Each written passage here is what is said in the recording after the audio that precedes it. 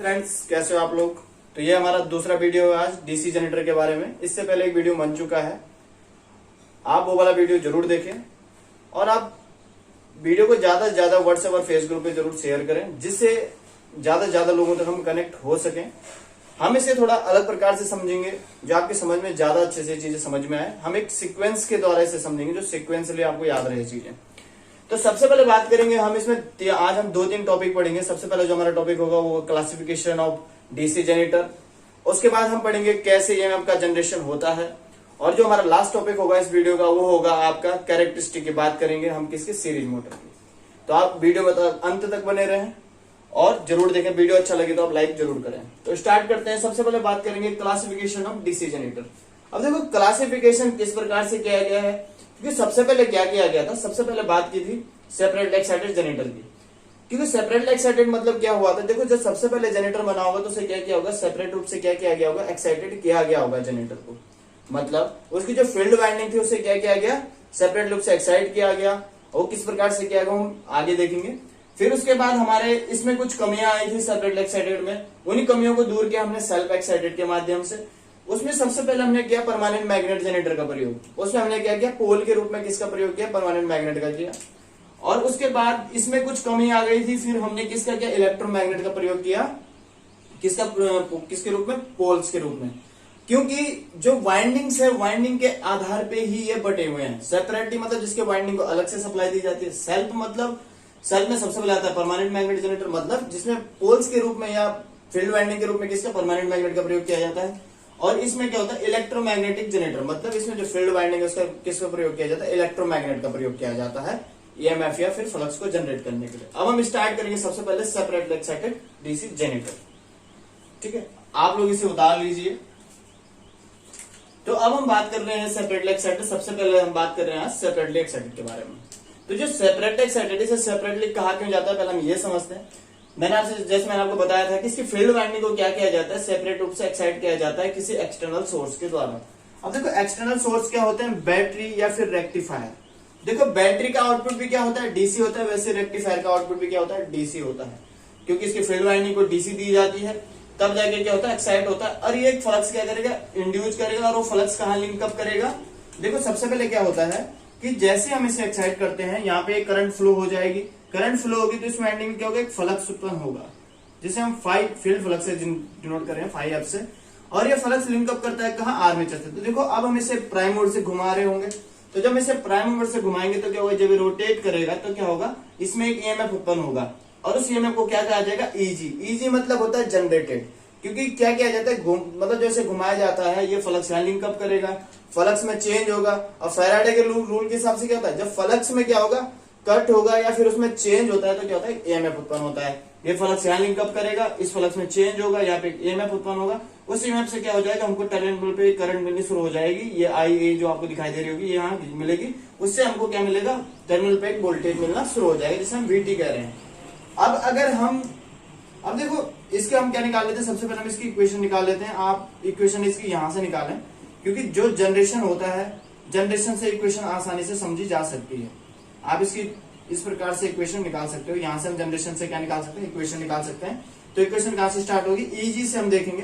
तो इसमें केवीएल लगेगा, ईजी इक्वल टू हो जाएगा IaRa प्लस VT। VT मतलब हो गया टर्मिनल वोल्टेज। ठीक है, अब इसके बाद हम बात करेंगे इसके फील्ड वोल्टेज की। तो फील्ड वोल्टेज क्या हो जाएगा, VF equal to the field voltage IF into RF। ठीक है, तो ये हमारे क्या हो गया, इसकी फील्ड वोल्टेज हो गई।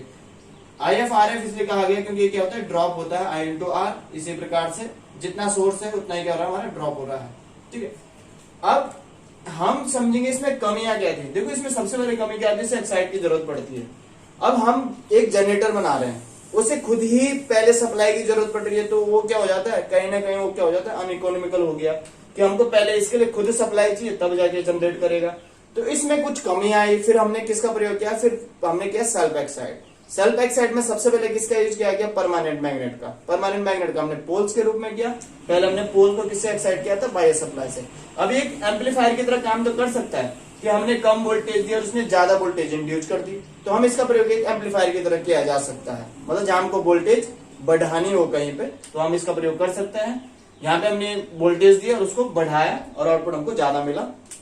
इसके बाद बात करेंगे हम किसकी, सेल्फ एक्साइटेड जनरेटर के बारे में। तो सेल्फ एक्साइटेड में जो हमारा पहला टाइप आता है वो आता है परमानेंट मैग्नेट जनरेटर। इसको मैग्नेटो या डायनोमो कहा जाता है। डायनोमो क्यों कहा जाता है, क्योंकि इसमें कुछ ना कुछ रोटेटरी पार्ट होता है, इसलिए इसे डायनोमो कहा जाता है। या फिर हम बोल सकते हैं कि इसमें जो ईएमएफ इंड्यूस होता है कैसे होता है, डायनेमिकली होता है, इसलिए इसे डायनोमो भी कहा जाता है। इसमें जो फील्ड वाइंडिंग है, इससे पहले जो हमने कहा था कि इसमें उसमें जो हमारा सेपरेट एक्साइटर था उसमें क्या किया जाता है, एक्साइट किया जाता था फील्ड वाइंडिंग को। लेकिन इसमें ऐसा नहीं होता, क्योंकि उसमें कमियां थी, वो जो से एक्साइट किया जाता था, उस कमी को दूर करने के लिए हमने किसका प्रयोग किया कि परमानेंट मैग्नेट जनरेटर का किया। उसके लिए हमने क्या किया, उसके फील्ड में ही हमने क्या लगा दिया, परमानेंट मैग्नेट को लगा दिया। परमानेंट मैग्नेट लगाया तो वहां से फ्लक्स उत्पन्न होगा।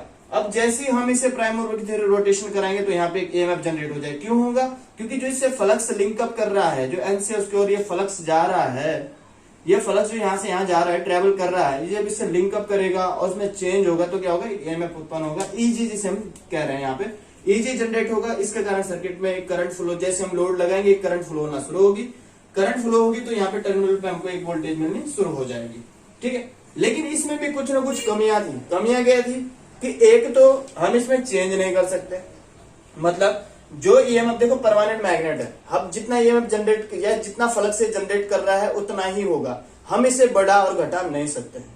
तो सबसे पहले कमी इसमें ये यहाँ आ जाती है। लेकिन इसमें बस ये है कि हमको बाह्य रूप से उत्तेजन की जरूरत नहीं पड़ती है। लेकिन कमी कहाँ आ जाती है कि कांस्टेंट ही वोल्टेज हमको मिल पाएगी आउटपुट में। दूसरी क्या चीज है, अगर कभी क्या हो जाता है, ये गिर जाता है या फिर देखो जब ये रोटेशन करेगा तो हीटअप भी होगी वाइंडिंग। अब अगर ये हीटअप होगा तो कहीं ना कहीं जब कभी भी कोई मैग्नेट हीटअप होता है तो वो अपना मैग्नेटिज्म वो धीरे धीरे खोता रहता है। अब ये अपना मैग्नेटिज्म तो धीरे धीरे खोता रहेगा तो कभी ना कभी इसका मैग्नेटिज्म खत्म हो जाएगा, हम इसे चार्ज नहीं कर सकते हैं, मतलब हम इसे दोबारा मैग्नेटाइज नहीं कर सकते। अब जब इसे मैग्नेटाइज ही नहीं कर सकते तो फिर हमको क्या करना पड़ेगा, इसको ही चेंज करना पड़ेगा, इसकी फील्ड वाइंडिंग को। तो मतलब इसमें भी कुछ ना कुछ कमियां आ रही हैं। तो इन कमियों को दूर करने के लिए हम किसका प्रयोग करते हैं, फिर इलेक्ट्रोमैग्नेट का प्रयोग किया जाता है। उस फिनोमेना को भी हम समझेंगे अच्छी तरीके से, एक सीक्वेंस वाइज जो हमको ज्यादा से समझ में आए। अब हम बात करते, देखो मैंने आपको इसकी कमियां बता दी, इसका बेनिफिट्स या मेरिट्स क्या हो सकती हैं, हम लिख लेंगे इसमें मेरिट्स और डिमेरिट क्या होते हैं और इसका यूजेज। अब हम बात करेंगे इसकी मेरिट की। देखो मेरिट इसमें ज्यादा नहीं, एक ही मेरिट होती है कि इसमें किसी भी एक्सटर्नल सप्लाई की हमको जरूरत नहीं पड़ती है। दूसरी अगर बात करें इसमें डीमेरिट की, डीमेरिट क्या होता है, पहली डीमेरिट क्या होती है कि इसमें जो ईएमएफ होता है वो कांस्टेंट होता है, उसे क्या नहीं किया जा सकता है, चेंज नहीं किया जा सकता है। ठीक है, और दूसरी चीज क्या होती है कि अगर हम बात करें इसमें एक पॉइंट और हो जाता है कि हम अगर इसका कभी मैग्नेटिज्म समाप्त हो जाता है तो हम इसे दोबारा चार्ज नहीं कर सकते हैं, वो हमको पूरी यूनिट को ही चेंज करना होगा। और यूजेज की बात करें तो साइकिल, स्कूटर या फिर मेगर में इसका यूज किया जाता है। अब देखो मेगर में पूछा जाता है तो डायनामो प्रयोग किया जाता है जो ईएमएफ इंड्यूस करने के लिए होता है। मेगर इंसुलेशन रेजिस्टेंस मेजर करने का काम आता है। तो इस प्रकार से इसकी कुछ मेरिट्स और डिमेरिट्स होती हैं। अब हम बात करेंगे सेल्फ एक्साइटेड जनरेटर में, और इसमें सबसे पहले बात करेंगे हम इलेक्ट्रोमैग्नेटिक जनरेटर की। अब देखो इलेक्ट्रोमैग्नेट बनाया कैसे जाता है, पहले हम ये समझेंगे, क्योंकि इसमें क्या किया जाता है, जैसे अभी तक हमने फील्ड में परमानेंट मैग्नेट उसे सेल्फ एक्साइटेड, उसे एक्सटर्नल सोर्स से एक्साइटेड किया है, वैसे ही इसमें क्या किया जाता है, इलेक्ट्रोमैग्नेट का प्रयोग किया जाता है। अब इलेक्ट्रोमैग्नेट होता क्या है पहले हम वो समझेंगे, फिर हम इसका यूज करेंगे पोल्स में किस प्रकार से किया जाता है, तब हम उस चीज को समझेंगे। अब देखो सबसे पहले क्या होता है कि इलेक्ट्रोमैग्नेट बनाया कैसे जाता है। इलेक्ट्रोमैग्नेट बनाया जाता है जब हम कभी कास्ट आयरन या कास्ट स्टील का प्रयोग के बाहर, उसके बाहर क्या करते हैं, एक हमने क्या लिए, कोर ली है, कोर के बाहर हमने क्या की है, वाइंडिंग की है। ठीक है, तो ये क्या बन जाता है हमारा, ये बनता है हमारा फिर इलेक्ट्रोमैग्नेट कहा जाता है। इसे क्या कहा जाता है, इलेक्ट्रोमैग्नेट कहा जाता है इसे। ठीक है, इलेक्ट्रोमैग्नेट कहा जाता है। अब ये बनाया किस चीज का जाता है, देखो नाम में ही मैग्नेट है तो मतलब किसका बनाया जाता है, वो मैग्नेटिक मटेरियल का बनाया जाता होगा। अब देखो मैग्नेटिक मटेरियल का बनाने का मतलब ये होता है कि कुछ न कुछ अगर हम इसे एक्साइट करेंगे, मतलब एक्साइट से आप समझोगे कैसे एक्साइट होता क्या है। तो एक्साइट क्या होता है, जब कभी भी कोई हमारी क्या होती है, कोर होती है जिसके बारे में वाइंडिंग की है, इलेक्ट्रोमैग्नेट है, उसे क्या किया गया है, एक्साइट किया गया है यहां से, इस सोर्स से, इस ईएमएफ हमने से एक्साइट किया, तो क्या होगा कि हमने से एक बार एक्साइट कर दिया तो यहाँ पे एक पोल जनरेट हो जाएगा एन और एस। ठीक है, अब क्या होता है कि जब हमने से एक्साइट किया, इसमें करंट गई होगी, यहाँ पे फ्लक्स गया होगा, क्योंकि करंट जाएगी तो एक फ्लक्स उत्पन्न होगा। अब देखो जब फ्लक्स उत्पन्न होता है तो जो कोर है वो क्या, मैग्नेटिक मटेरियल है। अब इसमें भी करंट फ्लो होती है और इसमें भी अपना एक फ्लक्स उत्पन्न होता है, किसमें, कोर में भी अपना एक फ्लक्स उत्पन्न होता है। उसके कारण क्या हो जाता है, यहाँ पे मैग्नेटिज्म जनरेट हो जाता है N और S। ठीक है, अब क्या होता है कि अब हमने इसे एक्साइट कर दिया है, मतलब हमने इसे सप्लाई जोड़ के एक्साइट कर दिया है। अब जब अगर हम सप्लाई हटा भी देते हैं तो इसके अंदर कुछ ना कुछ प्रॉपर्टी बची होती है मैग्नेटिज्म की, मतलब N और S इसके अंदर बचा होता है। अब इसी का प्रयोग हम कहां करेंगे, जनरेटर में। हम क्या करेंगे, इसको उठा के कहां पे प्रयोग करेंगे, जनरेटर में लगा देंगे। जनरेटर में लगाएंगे किसके रूप में, पोल्स के रूप में। अब इसके अंदर मैग्नेटिज्म है, हमने कहा लगा दिया, पोल्स के में लगा दिया इसका। तो भी अब ये जो इसके अंदर बचा हुआ होता है इसे क्या कहा जाता है, इसे कहा जाता है रेजिडुअल मैग्नेटिज्म। रेजिडुअल मैग्नेटिज्म, इसे क्या कहा जाता है, रेजिडुअल मैग्नेटिज्म। मतलब जो इसके अंदर अपशिष्ट बच गया, जब हमने इसे एक्साइट किया, इसके अंदर करंट गई होगी, ये हमने करंट दिखा रखी है। अब देखो इसके अंदर क्या हो गया, जो करंट गई है तो क्या हो गया कि यहाँ पे एनआरएस जनरेट हो गए। एनआरएस जनरेट हो गए तो क्या हुआ कि यहाँ पे कुछ ना कुछ, जैसे हमने इसको हटा दिया, इसको ऑफ कर दिया, तो इसके अंदर मैग्नेटिज्म बच गया। अब ये जो मैग्नेटिज्म बच जाता है इसे क्या कहा जाता है, रेजिडुअल मैग्नेटिज्म कहा जाता है। और इसी का यूज हम किस में करते हैं, इलेक्ट्रोमैग्नेटिक या फिर जो हमारे सेल्फ एक्साइटेड जनरेटर होते हैं। इलेक्ट्रोमैग्नेटिक जनरेटर के बारे में, इलेक्ट्रोमैग्नेटिक सबसे पहले आता है हमारा सीरीज जनरेटर, फिर आता है हमारा शंट जनरेटर, फिर आता है हमारा कंपाउंड जनरेटर। ये किस आधार पर डिसाइड होते हैं, ये डिसाइड होते हैं वाइंडिंग के टाइप पे। वाइंडिंग जिसमें सीरीज वाइंडिंग की जाती है उसे सीरीज जनरेटर, जिसमें शंट वाइंडिंग की जाती है शंट जनरेटर, जिसमें दोनों वाइंडिंग की जाती है, सीरीज और शंट की जाती है, उसे क्या कहा जाता है, कंपाउंड जनरेटर कहा जाता है। अब हम सबसे पहले बात करेंगे सीरीज जनरेटर के बारे में। तो सीरीज जनरेटर जो हमारा होता है, देखो सीरीज जनरेटर मतलब जिसमें वाइंडिंग किसमें की जाएगी, सीरीज में की जाती है। अब हम बात करेंगे सीरीज जनरेटर के बारे में। इसे सीरीज जनरेटर क्यों कहा जाता है, क्योंकि इसकी जो फील्ड वाइंडिंग होती है किसमें की जाती है, सीरीज में की जाती है, जैसा आपको दिखाई दे रहा होगा, इसलिए इसे क्या कहा जाता है, सीरीज जनरेटर। अब जो इससे पहले हमने क्या पढ़ा था, इलेक्ट्रोमैग्नेट के बारे में समझा था। उस इलेक्ट्रोमैग्नेट को कहां लगाया जाता है, इसे फील्ड में लगाया जाता है एक्साइट करने के बाद। अब जब एक्साइट हो जाएगा तो ये क्या करेगा, फ्लक्स उत्पन्न करेगा। वो लिंक कहां करता है, आर्मेचर से करता है। आर्मेचर रोटेशन करेगा तो उसमें एक ईएमएफ उत्पन्न होगा। ईएमएफ उत्पन्न होगा तो वो क्या करेगा, जैसे हम लोड लगाएंगे इसमें करंट फ्लो होना शुरू हो जाएगी। अब इसको समझने से पहले हम एक चीज और समझते हैं कि इसकी जो फील्ड वाइंडिंग होती है, ये मैं पहले बता चुका हूं कंस्ट्रक्शन में, जब हमने सीरीज मोटर पढ़ी थी। किसी जो फील्ड वाइंडिंग होती है वो क्या बनाई जाती है, कम टर्न की बनी होती है, मतलब टर्नों की संख्या क्या होती है, कम होती है। ठीक है, मतलब हम कह सकते हैं थिक वायर से बनाई जाती है। किससे बनाई जाती है, थिक वायर से बनाई जाती है। अब देखो थिक वायर से बनाई जाएगी तो मतलब सिंपली आप समझ सकते हो कि जो रेजिस्टेंस होता है रो एल अपॉन ए, आप समझ सकते हो कहीं ना कहीं। अगर थिक मतलब हो गया मोटा, मोटा मतलब होता है एरिया क्या होगा, ज्यादा होगा। एरिया ज्यादा होगा तो रेजिस्टेंस क्या होगा, लो होगा। मतलब रेजिस्टेंस क्या हो जाएगा, कम हो जाएगा। मतलब लो रेजिस्टेंस कह सकते हैं, low resistance. Resistance thick wire से बनाई जाती है। ये इसके बेसिक कंस्ट्रक्शन में भी हो सकता है, थिक वायर से और लो रेजिस्टेंस होता है। ठीक है, ये आपने आज समझ लिया होगा कि जो आर इक्वल टू क्या हो जाता है, रो एल अपॉन ए हो जाता है। अगर एरिया क्या होगा, ज्यादा होगा तो कहीं ना कहीं क्या हो जाएगा, रेजिस्टेंस कम हो जाएगा। रेजिस्टेंस कम हो जाएगा तो मतलब रेजिस्टेंस क्या होता है, कम होता है इस वाइंडिंग का। थिक वायर से बनाई जाती है। और टर्नों की संख्या क्या होती है, टर्नों की संख्या क्या होती है, जो टर्न्स होते हैं वो क्या होते हैं, कम होते हैं। ठीक है, टर्न्स कम बनाया जाता है। ठीक है, अब मेन कारण क्या होता है टर्न्स कम बनाने का, उसका जो सबसे बड़ा मेन कारण होता है वो क्या होता है कि देखो जब कभी भी कोई जनरेटर या फिर जनरेटर अगर जनरेट कर रहा है तो उसका ड्रॉप यहाँ पे नहीं होना चाहिए। अगर इसका रेजिस्टेंस ज्यादा होगा तो कहीं ना कहीं वो ड्रॉप कहाँ हो जाएगा, इसकी फील्ड में ही हो जाएगा और हमको टर्मिनल कम वोल्टेज मिलेगी। अब जनरेटर का काम क्या है, लोड पे ज्यादा से ज्यादा सप्लाई देना, तो इसलिए इसका रेजिस्टेंस कम रखा जाता है जो ड्रॉप यहाँ कम से कम हो। ठीक है, अब इसकी एक चीज तो हमने समझ ली कि ड्रॉप कम से कम हो। दूसरी चीज क्या आ जाती है, इसको कभी भी क्या नहीं चलाना चाहिए, नो लोड पे नहीं चलाना चाहिए। उसका मेन कारण क्या होता है, जो जनरेटर होता है या मोटर हो, इसको हमेशा ही लोड पे लगाया जाता है। देखो अगर क्या किया जाता है, हम इसको समझते हैं कि अगर हमने क्या कर दिया, इसका लोड हटा दिया तो इसमें करंट कितनी हो जाएगी, ये वाली सिंपल सी बात है, इसमें करंट क्या हो जाएगी, जीरो हो जाएगी। इसमें मैग्नेटिज्म जनरेट नहीं होगा, वही होगा जो रेजिडुअल होगा। ईएमएफ जनरेट होने के लिए क्या चाहिए, इसमें करंट होनी जरूरी है। तो इसके लिए क्या करना पड़ेगा, हमको इस पे लोड पे लगाना पड़ेगा। पहले जब लोड पे लगाया जाएगा तब जाके इसमें करंट फ्लो होगी और इसका मैग्नेटिज्म धीरे धीरे बढ़ेगा। तो इसलिए इसको कभी भी बिना लोड के स्टार्ट नहीं करना चाहिए। हमेशा जो सीरीज जनरेटर होता है इसे हमेशा ही लोड पे लगा होना चाहिए। ठीक है, तो ये आप समझ सकते हो। ये हमने यहाँ पे VT दिखाया था। अब हम इसकी इक्वेशन निकाल लेते हैं। इक्वेशन क्या हो जाएगी इसकी, ये आपका RL हो गया। इक्वेशन क्या आ जाएगी, इज इक्वल टू हो जाएगा IA R A plus I S C R S C, ठीक है। ये आप हमने यहाँ पे लूप लगाया है, ये चीज आपको ध्यान रखनी पड़ेगी। हमने क्या लगाया इसमें, लूप लगाया है। Is equal to I A R A plus I S C R S C plus VT, VT मतलब हो गया टर्मिनल, तो इसकी इक्वेशन होती है। अब आप एक चीज और समझोगे यहाँ से कि देखो करंट हमेशा सीरीज में क्या रहती है, सेम रहती है। मतलब आई एस सी बराबर ई आई एस सी होगा, सॉरी आई ए बराबर आई एस सी बराबर आई, तो इसकी करंट क्या हो जाएगी, I A equal to I S C equal to I, तो इसकी करंट क्या होती है, सेम होती है, तो हम इसे कॉमन ले सकते हैं। तो क्या हो जाएगा, आई ए कॉमन आ जाएगी, अंदर क्या हो जाएगा R A plus R S C plus B T. तो ये बहुत इजी चीजें हैं, आप इसे आराम से समझ सकते हो। अगर आपको थोड़ा बहुत भी आपने थ्योरम पढ़ी होगी, नहीं पढ़ी होगी तो हम थ्योरम भी आपको पूरी तरह से आपकी क्लियर जरूर करवाएंगे। तो ये हमारा क्या है, इजी आई ए हमारा कॉमन आ चुका है, आई ए आर ए हमारा बाहर हो गया, R S C plus B T हमारा इजी की इसमें इक्वेशन आ जाती है। ठीक है, आई होप आप लोगों को समझ में आ चुका होगा। अगर आपको कोई भी डाउट होता है तो कमेंट बॉक्स में बता सकते हो।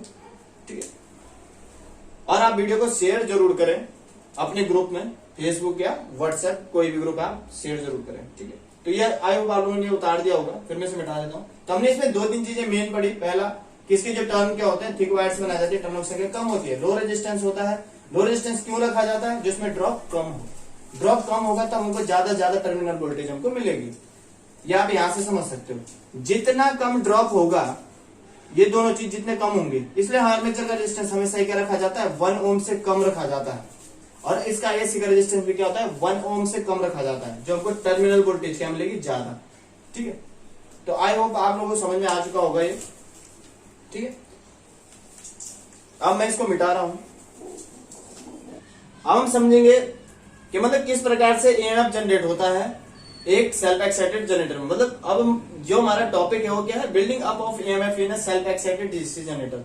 मतलब स्व उत्तेजित जनरेटर में ईएमएफ का बनना, कि मतलब एक्चुअल उसमें ईएमएफ बनता है कैसा है, कैसा वो बढ़ता है, मतलब धीरे धीरे कैसे, मतलब बिल्डिंग मतलब होता है धीरे धीरे वो कैसे किस प्रकार से उसमें मतलब बनना शुरू होता है, और कैसे हम रेजिडुअल मैग्नेटिज्म के माध्यम से ईएमएफ को जनरेट करते हैं, ये हम इस डायग्राम के माध्यम से समझेंगे। अब देखो सबसे पहले क्या है, जैसे यहाँ पे कुछ ना कुछ रेजिडुअल मैग्नेटिज्म पहले से फाई है, वैसे यहाँ पे क्या है, पहले से रेजिडुअल मैग्नेटिज्म होता है। अब देखो ये फ्लक्स यहाँ लिंकअप करेगा, जिसके कारण क्या होगा, देखो अब इसको हम घुमा भी रहे हैं, ये क्या है, ये कांस्टेंट नहीं है, इससे क्या किया गया, रोटेशन किया गया है। अब जब ये रोटेशन करेगा तो इसमें एक ईएमएफ उत्पन्न होगा, जैसे आपको दिखाई दे रहा है यहाँ पे हमारा E1 उत्पन्न हो चुका है। ईएमएफ उत्पन्न होगा तो क्या होगा, करंट फ्लो होना शुरू हो जाएगी, जिसे हमने I1 से डिनोट किया है, क्या है I1, मतलब यहाँ से लेकर यहाँ तक हमारे क्या I1 फ्लो होना शुरू हो गई है। मतलब ये जो वाइंडिंग है इसमें क्या होगी, I1 फ्लो होना शुरू हो जाएगी। I1 फ्लो होगी तो ये करंट कहाँ जाएगी, बढ़ के फिर वापस कहाँ चली जाती है, फील्ड में चली जाती है।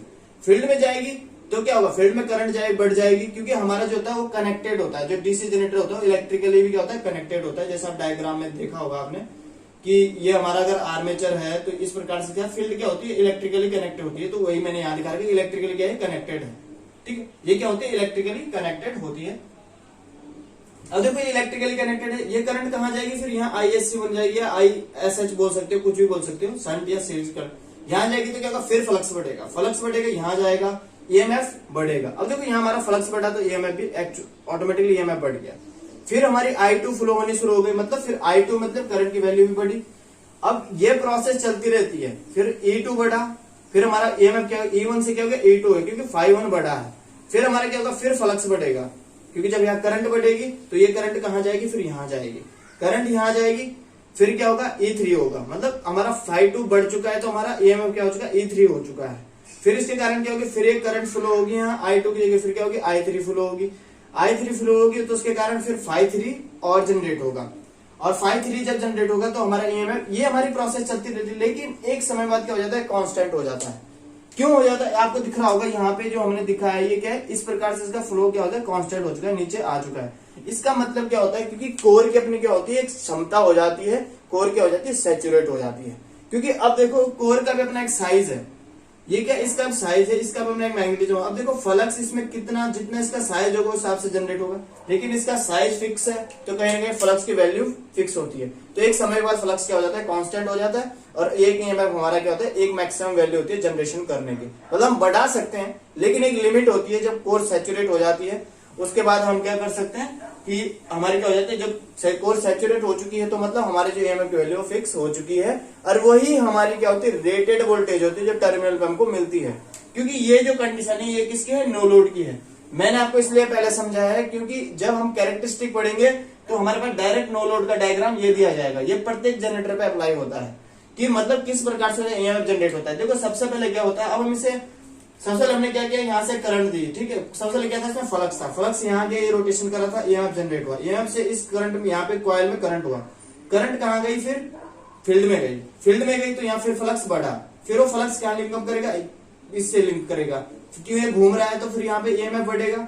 अब ईएमएफ जो पहले था उससे ज्यादा वैल्यू, क्योंकि करंट की वैल्यू बढ़ चुकी है, अब यहाँ से फिर करंट की और वैल्यू बढ़ जाएगी, और करंट क्या जाएगी, फिर फील्ड में जाएगी, फील्ड में ये प्रोसेस चलती रहती है। और इस प्रोसेस को हम किस प्रकार से दिखाएंगे, इस प्रकार। सबसे पहले क्या था, फाई था, फाई ने क्या किया, E1 उत्पन्न किया, E1 से क्या हुआ, I1 उत्पन्न हुई, I1 से क्या हुआ, Phi2 उत्पन्न हुआ, मतलब ये बढ़ा तो ये बढ़ा, ये बढ़ा तो ये बढ़ा, मतलब ये प्रोसेस चलती रहती है। फिर Phi2 से क्या हुआ, फिर यहाँ पे E2 जनरेट हुआ, E2 जनरेट हुआ तो फिर क्या होगा, I2 जनरेट होगी, I2 जनरेट हुआ तो फिर क्या होगा, फिर हमारा Phi3 जनरेट होगा, Phi3 जनरेट होगा, फिर क्या होगा हमारा E3 जनरेट होगा, E3 जनरेट होगा तो फिर क्या होगा हमारे I3, और ये प्रोसेस चलती रहती है। जब ये बढ़ेगा तो ये बढ़ेगा, ये मतलब ये प्रोसेस चलती रहेगी।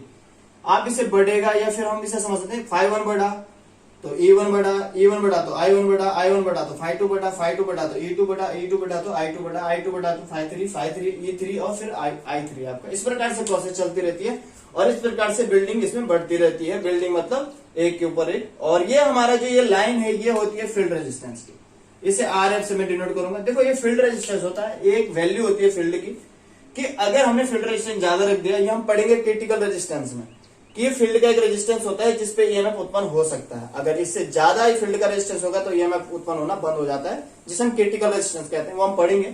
लेकिन इसे क्या कहते हैं, फील्ड, ये हमारे फील्ड रेजिस्टेंस की एक लाइन होती है कि फील्ड रेजिस्टेंस की एक वैल्यू होती है जहां पे ईएमएफ हमारा जनरेट होता है। तो इस प्रकार से क्या होता है, बिल्डिंग बनती है। तो आई होप आपको समझ में आ चुका होगा। कैरेक्टरिस्टिक अब हम करेंगे इसके बाद वाले वीडियो में। आई होप आप लोगों को अगर वीडियो अच्छा लगता है तो आप लाइक शेयर कमेंट जरूर करें और ज्यादा से ज्यादा शेयर जरूर करें वीडियो को। धन्यवाद।